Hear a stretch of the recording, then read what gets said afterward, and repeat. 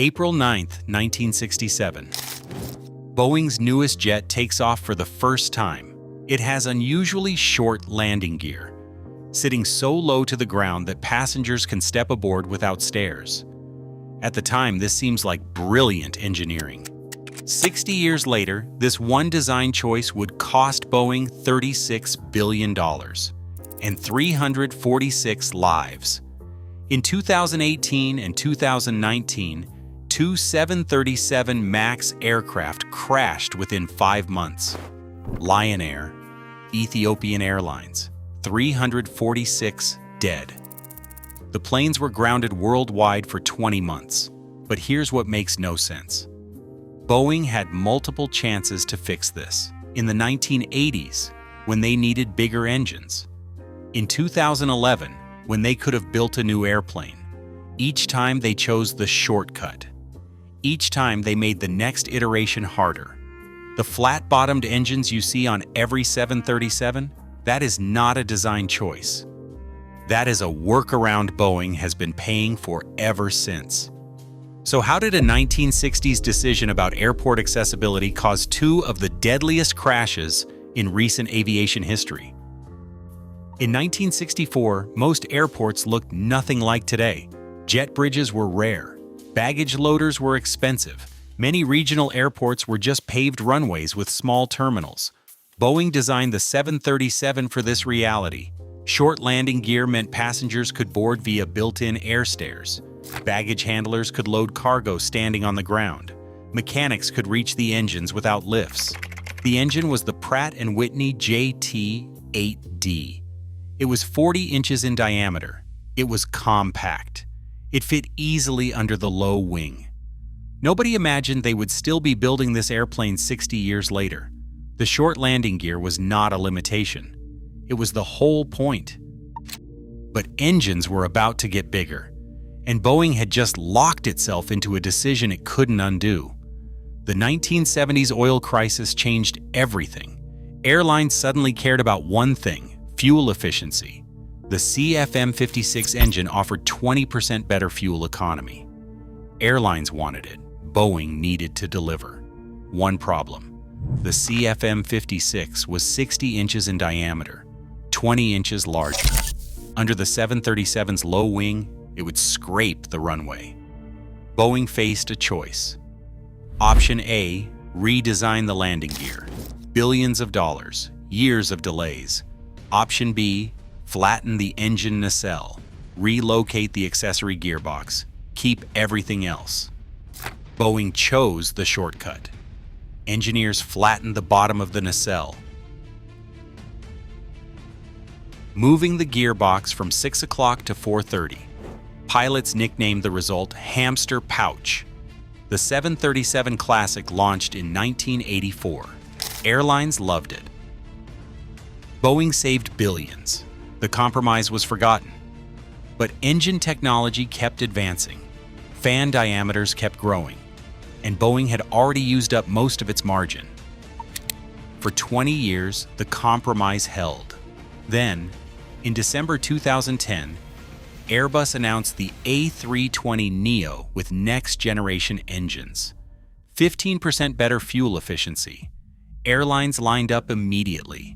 American Airlines started shopping both manufacturers. Boeing faced another choice: build a clean sheet replacement, $15 to $20 billion and 7 years, or re-engine the 737 again. Jim McNerney, Boeing's CEO, had spent 2 decades at GE under Jack Welch. His instinct was always the same: optimize existing products, maximize shareholder returns. In August 2011, Boeing announced the 737 MAX. But here is where it gets explosive. The LEAP 1B engine was 69 inches in diameter, 10% larger than before. The landing gear height still had not changed since 1967. Boeing had run out of room. The only option was to move the engines forward and higher on the wing. This fundamentally changed how the aircraft behaved. At high angles of attack, those large forward-mounted nacelles generate their own lift. This pushes the nose up. And the higher the angle, the more the nose rises.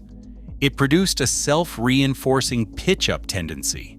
Boeing assumed they could fix an aerodynamic problem with software. The Maneuvering Characteristics Augmentation System, MCAS, automatically pushed the nose down when sensors detected high angles of attack. The goal was to make the MAX feel like previous 737s. Why did this matter? The type rating. Every 737 variant shared the same pilot qualification. Airlines would not need expensive simulator training.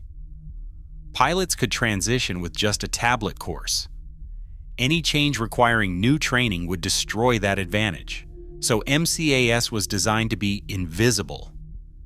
Pilots were not told about it, and the system relied on a single sensor. Boeing engineers expressed concerns, but the calculus was clear. Training costs money. Airlines might choose Airbus. Boeing decided one sensor was enough. The problem was not the flat engines. It was not MCAS. It was Boeing's refusal to admit a 60-year-old design had reached its limits. Every shortcut made the trap tighter. Flatten the nacelle. Move the engines forward. Add software to compensate. Hide the software so pilots do not need training. Each decision was rational alone. Together, they created a system where one failed sensor could crash an airplane. Meanwhile, between 2013 and 2019, Boeing spent $40 billion on stock buybacks. $40 billion that could have funded a clean sheet replacement. The engineers who built the 747 and 777 were retiring. New leadership came from finance backgrounds. Technical concerns were weighed against stock price. Stock price 1. October 29, 2018. Lion Air Flight 610. 13 minutes after takeoff, the aircraft plunged into the Java Sea. 189 dead. March 10, 2019. Ethiopian Airlines, Flight 302. 6 minutes after takeoff, the aircraft crashed. 157 dead. 346 lives gone. $20 billion in direct costs. $60 billion in indirect losses. 1,200 canceled orders. $36 billion in total losses since 2019. And the costs keep mounting. In April 2018, Southwest Flight 1378 had a catastrophic engine failure. A fan blade fractured. Nacelle debris struck the fuselage, killing passenger Jennifer Reardon. The FAA now requires all 6,000 737 NGs to be retrofitted with reinforced nacelles by 2028. If this showed you something new about the 737, hit that like button. For more deep dives into aviation's biggest engineering decisions, subscribe and turn on notifications. I'll see you in the next one.